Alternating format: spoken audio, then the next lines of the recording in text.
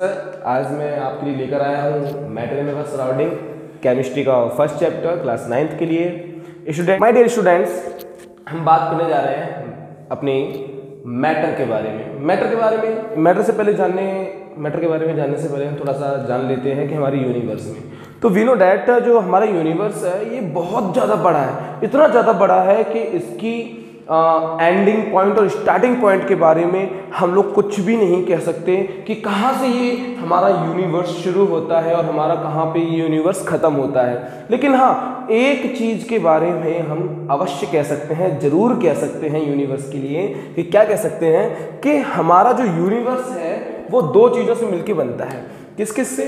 हमारे यूनिवर्स में एनर्जी और मैटर, क्या एनर्जी और मैटर, यही दो चीजें पाई जाती हैं। एनर्जी और मैटर के अलावा हमारे यहाँ अभी और कुछ नहीं है। हमारे यूनिवर्स में जितनी भी चीजें हैं, जितनी भी मटेरियल हैं, सारे के सारे मटेरियल, सारी की सारी चीजें केवल एनर्जी और मैटर से ही बनती हैं। तो समझ गए होंगे ना। तो इस चैप्टर में हम मैटर के बारे में डिस्कशन करेंगे। Now what is this matter? ये मैटर क्या होता है? तो मेरे प्यारे बच्चों ध्यान रखना, matter anything that have mass and volume. Volume is occupied space. कोई भी चीज जिसमें मास हो, मास मीन्स वजन। जैसे मार्कर मैंने पकड़ रखा है ना, तो इस मार्कर में कुछ ना कुछ वजन तो होगा ना। इसको वेइंग मशीन पर रखेंगे तो ये आपको कुछ ना कुछ वेट जरूर दिखाएगा, ठीक है ना। तो दैट मीन्स ये मैटर है। केवल मास से एक प्रॉपर्टी और है कि क्या ऑक्युपाइड स्पेस है, इसका कुछ ना कुछ वॉल्यूम होना चाहिए। वॉल्यूम मीन्स किसी भी मैटर के अंदर मास तो होगा ही होगा, लेकिन वो कहीं ना कहीं कुछ ना कुछ स्पेस को, कुछ ना कुछ जगह को भी कवर करेगा। Let's see an example.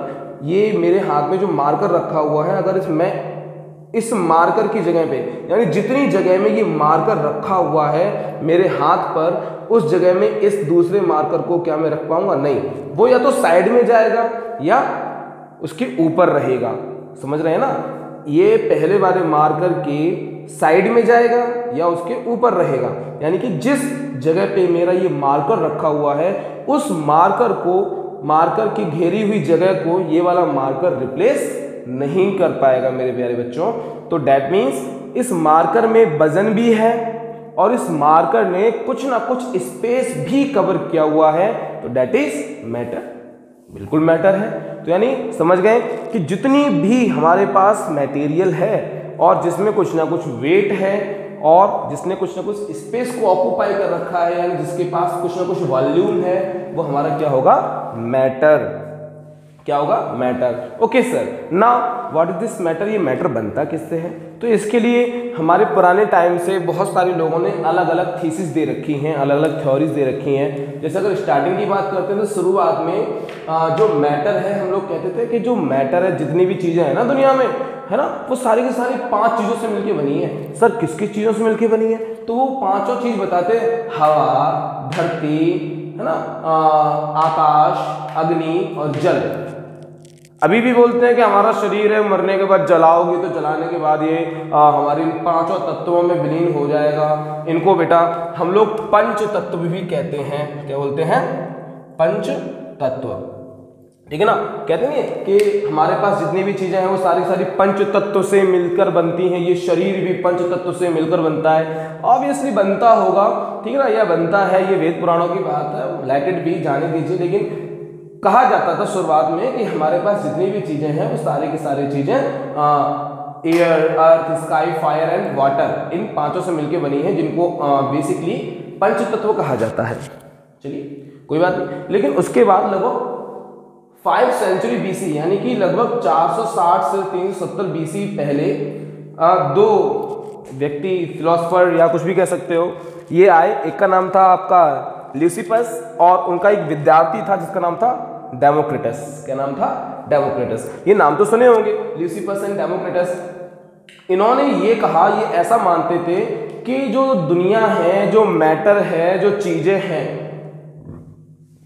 वो इन 5 से ना मिलकर किसी बहुत छोटे पार्टिकल से मिलकर बनती हैं। इन्होंने कहा वो चीजें स्मॉल पार्टिकल से मिलकर बनती हैं और वो स्मॉल पार्टिकल इतने छोटे होते हैं कि उन्हें देखना हमारे लिए बहुत टिपिकल होता है, और उन पार्टिकल्स को, उन कणों को हम डिवाइड भी नहीं कर पाएंगे।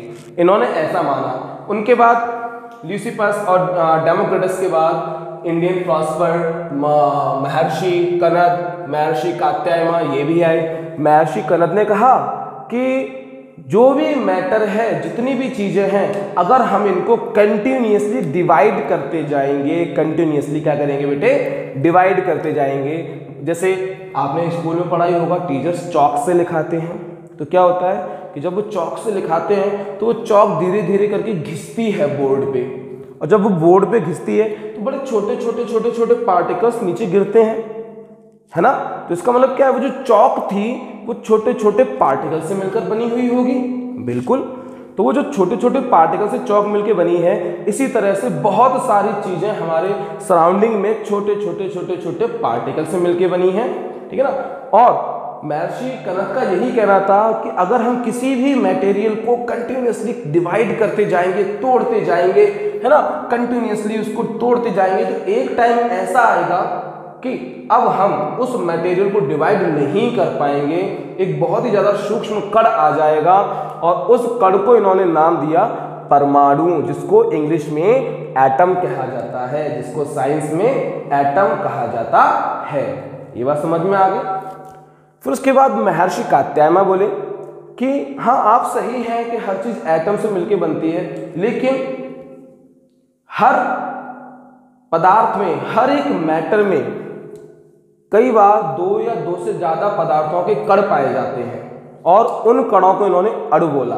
जैसे वाटर ले लेते हैं, तो वाटर में आपका हाइड्रोजन भी है और ऑक्सीजन भी है ना। तो वाटर जो है, जो पानी है, वो आपका दो चीजों से मिलके बना। किन किन चीजों से मिलके बना? परमाणु, हाइड्रोजन एंड ऑक्सीजन, इन दोनों से मिलके बना। इसका मतलब उसके अंदर भी दो अलग अलग तरह के परमाणु हैं, एटम्स हैं। तो उसको इन्होंने बोला, महर्षि कनद ने, कि कोई भी चीज परमाणु से तो बनती है, लेकिन उसके अंदर मॉलिक्यूल्स का भी कंट्रीब्यूशन होता है, वो कहीं ना कहीं मॉलिक्यूल से मिलकर बनती है।